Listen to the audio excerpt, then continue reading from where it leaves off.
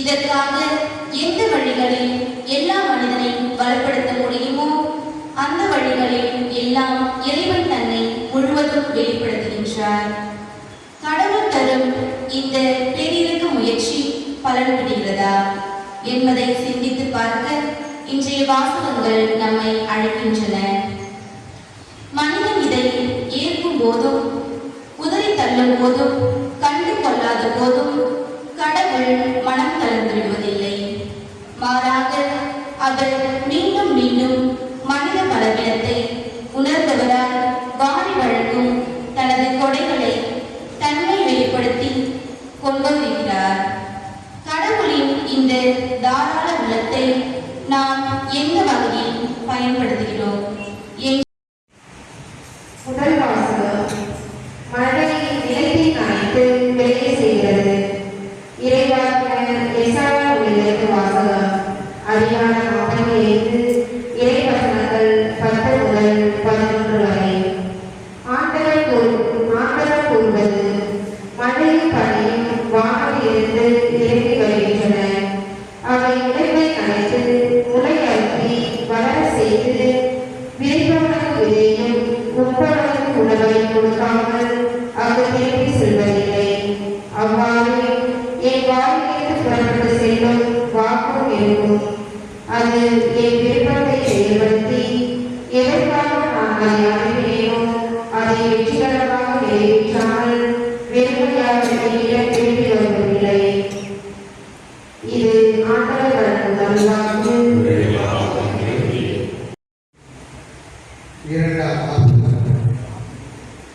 திருப்புதல்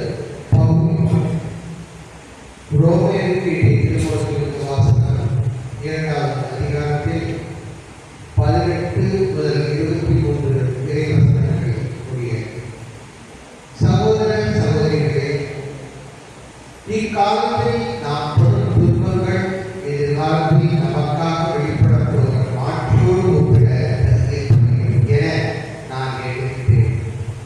இம்மாற்றியுடன் கடவுளின் மக்கள் வெளிப்படுவதை காண்பதற்காக படைப்பை பேராதரவோடு காண்கிறது. ஏனெனில் படைப்பு பயனற்ற நிலைக்கு உட்பட்டுள்ளது. தானே விரும்பியதால் அப்படி ஆகவில்லை. அதை உட்படுத்துவதில் இருப்பதால் அவ்வாறு ஆயிற்று. எனினும் அது எதிர்நோக்கை இழந்து செல்வதில்லை. அது அழிவுக்கு அழிவுபட்டு இருக்கும் நிலையிலிருந்து விடுவிக்கப்பட்டு கடவுளின் பிள்ளைகளுக்குரிய பிரிவையும் விடுதலையும் தாம் பெற்றுக்கொள்ளும் என்கிற எதிர்நோக்கோடு இருக்கிறது.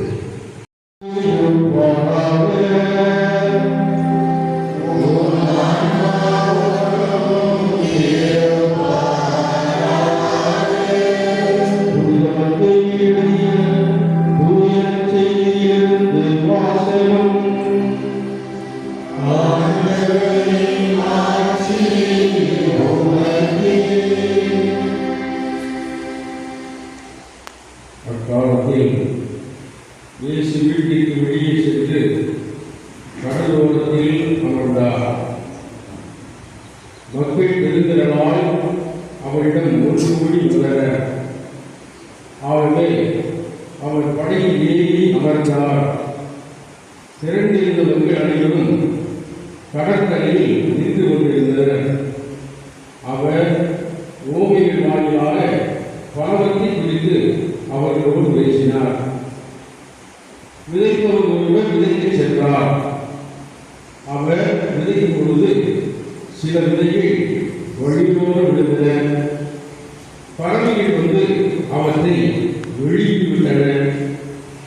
வேறு சில விதைகள் மிகுதியாக மண்ணெல்லாம் பாறை பகுதிகளில் விழுந்தன. அங்கே மண் ஆழமாக இல்லாததால் அவை விரைவில் உடைத்தன. ஆனால் கதிரவன் மேலே இட அவை காய்ந்து வேறில்லாமையால் கருகி போயின. மற்றும் சில விதையில் முச்செடிகளின் இடையே விழுந்தன. முச்செடிகள் வளர்ந்து அவற்றை நெருக்கிவிட்டன. ஆனால் இன்னும் சில விதையில் நல்ல நிலத்தில் விழுந்தன. அவற்றுள் சில 100 மடங்காகவும், சில 60 மடங்காகவும், சில 30 மடங்காகவும் விளைச்சலை கொடுத்தன. இளம்பிய சகோதர சகோதரிகளே, ஆண்டுகளுக்குள்ளால் மனிதன் கடைப்பிடித்து கடிக்க முடியாத ஆண்டுகளுக்குள்ளால் முதலிலே கடவுள் மனிதனை படைத்ததால் மனிதனின் உலகிலே இந்த பூமியில வாழ கற்றுக்கொண்டிருக்கின்ற காலம். அந்த நேரத்தில் அவனுக்கு மனிதனுக்கு ஆடை என்றால் எனக்கு தெரியாது, சமைத்து உண்ணுவது என்றால் எனக்கு தெரியாது, சுத்தமான தண்ணீர் என்பது தெரியாது, மருந்துகள் இல்லாத காலம், பயணம் செய்ய முடியாத காலம், புதிய காலம், பிரகாரம். அந்த காலத்தில் முதலில் மனிதனுக்கு தேவைப்பட்டிருப்பது என்னவாக இருந்திருக்கும்? உணவு தானே, தண்ணீர் தானே, பிறகுதானே உடை, தண்ணீரிடம், மருந்து, மற்றவைகள் எல்லாம், வசதிகள் எல்லாம். ஆகவே உணவை மனிதன் தேடுவதற்கு, உண்ணுவதற்கு அவன் கற்றுக்கொண்ட முதல் கலை, முதல் தொழில் விவசாயம். நிலத்தை பழுது செய்கின்ற, நிலத்தை உழுது அதை பக்குவப்படுத்தி அதிலிருந்து விளைச்சலை கொண்டு வருகின்ற அந்த மாபெரும் கலைதான் முதல் கலை. அந்த கலைகளுக்கு பிறகுதான் மற்றவையெல்லாம் நெருப்பை கண்டுபிடிப்பான், கண்டுபிடிக்கிறான், மருந்தை கண்டுபிடிக்கிறான், வீடுகளை கண்டுபிடிக்கிறான், மற்ற காரியங்களை எல்லாம் கண்டுபிடிக்கிறான். விவசாயம் ஒரு அடிப்படையான ஒரு காரியம். அன்பான சகோதர சகோதரிகளை, இன்றைக்கு நாம் பொது காலத்தினுடைய 15வது நாளினை கொண்டாடி கொண்டிருக்கிறோம். இன்றைக்கு இந்த அருமையான ஞாயிற்றுக்கிழமையில நமக்கு கொடுக்கப்பட்டிருக்கின்ற வாசகங்களில் நற்செய்தியை முதலில் எடுத்து பிறகு மற்ற வாசகங்களுக்கு செல்வோம். மத்தேயு எழுதியபடி நற்செய்தியை வாசிப்பார். 13வது அதிகாரம். இந்த பகுதியிலே நீங்கள் சென்று பார்க்கிறீர்களானால் இயேசு விண்ணரசை பற்றி பேசுகிறார், இறை அரசை பற்றி பேசுகிறார், கடவுளுடைய அரசை பற்றி பேசுகிறார். அதை விளக்குவதற்கு மனிதனுக்கு புரியாது. மன்னர் அரசே புரியாத மனிதனுக்கு விண்ணர் அரசு எப்படி புரியும்? அவன் என்ன செய்கிறார்? அந்த விண்ணர் அரசு என்றால் என்ன, அதனுடைய கல்விகள் என்ன, அதனுடைய குணநலன்கள் என்ன, அதனுடைய பண்பாடுகள் என்ன, பழக்கவழக்கங்கள் என்ன, அதனுடைய நெறிகள் என்ன, கொள்கைகள் என்ன என்பதையெல்லாம் விளக்குவதற்கு இப்பகுதியில ஏறக்குறைய 13 ஓமைகளை சொல்கிறார். 13 ஓமைகளை சொல்கிறார். அது ஒன்றுதான் இன்றைக்கு நாம் எல்லோரும் அறிந்திருக்கிற இந்த அருமையான ஓமை, விதைப்பவருடைய ஓமை.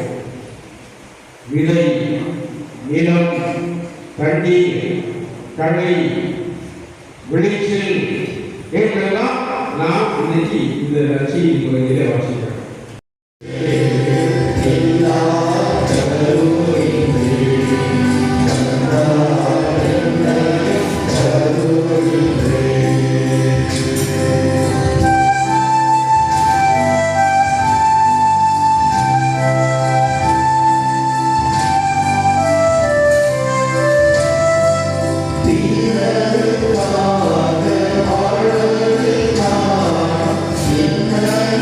Thank you.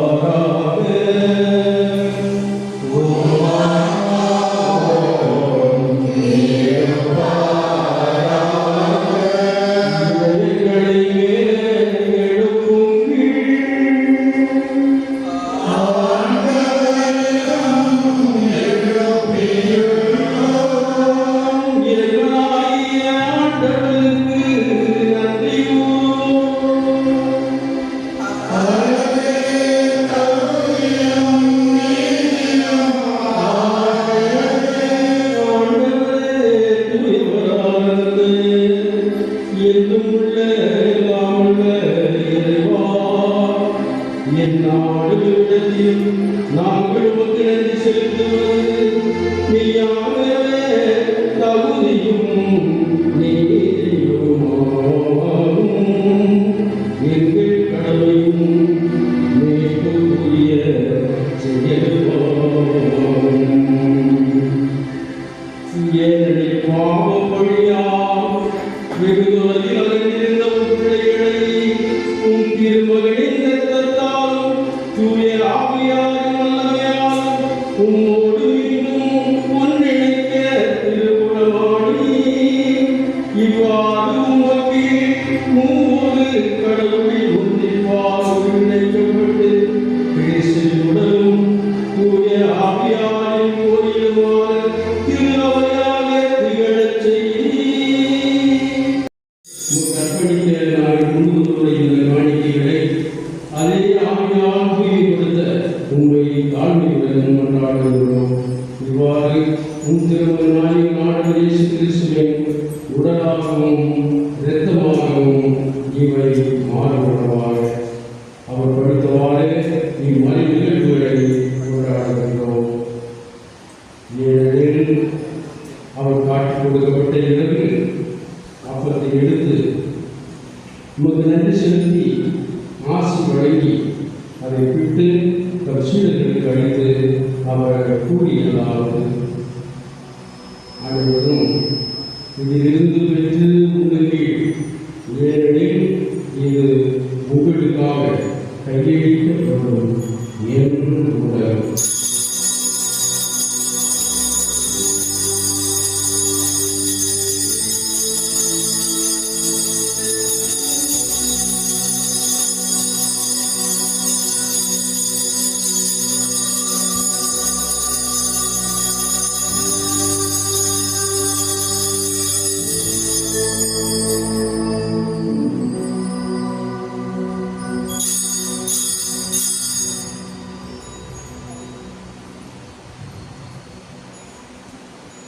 அவர்களே இரவு விருந்தை அருந்தியில் கிண்ணத்தை எடுத்து உமக்கு நன்றி செலுத்தி ஆசி வழங்கி அதை தம் சீடர்களுக்கு அளித்து அவர்கள் கூறியதாவது, அனைவரும் இதிலிருந்து பெற்று பருகுங்கள். ஏனெனில் இது புதிய நிலையான உடன்படிக்கையாகிய என் இரத்தத்தின் கிண்ணம். இது பாவப்பட்டிருக்கிறது, உங்களுக்காகவும் பலருக்காகவும் சிந்தப்படும். இதை என் நினைவாக செய்யுங்கள்.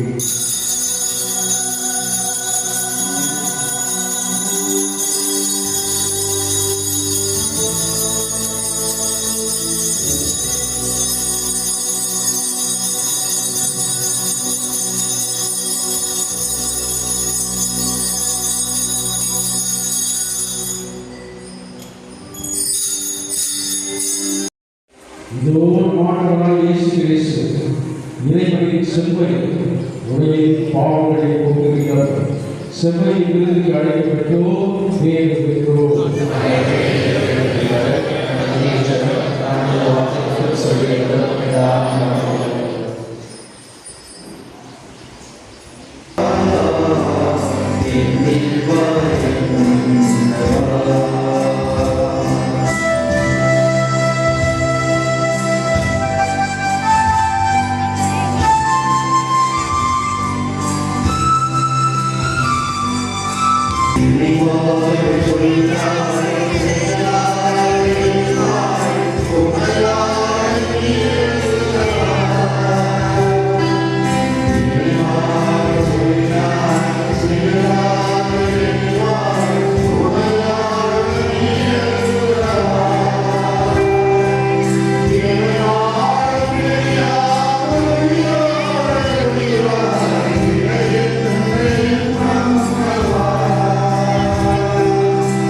Yeah.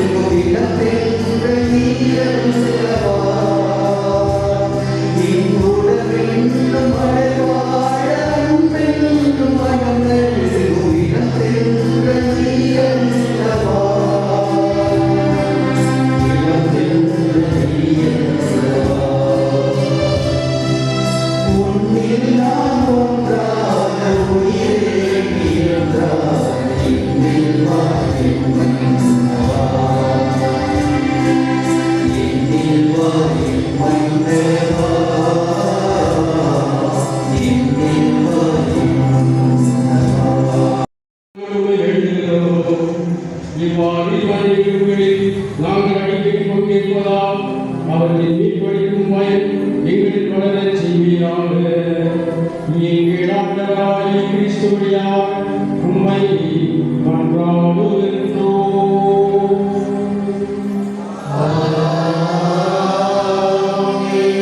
ஆண்டவரோடு இருப்பாராக.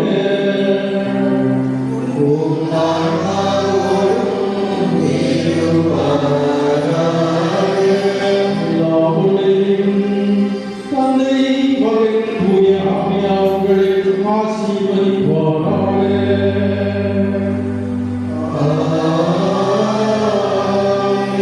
சென்று வாழும் கீழ் திருப்பலி நிறைவுற்றது.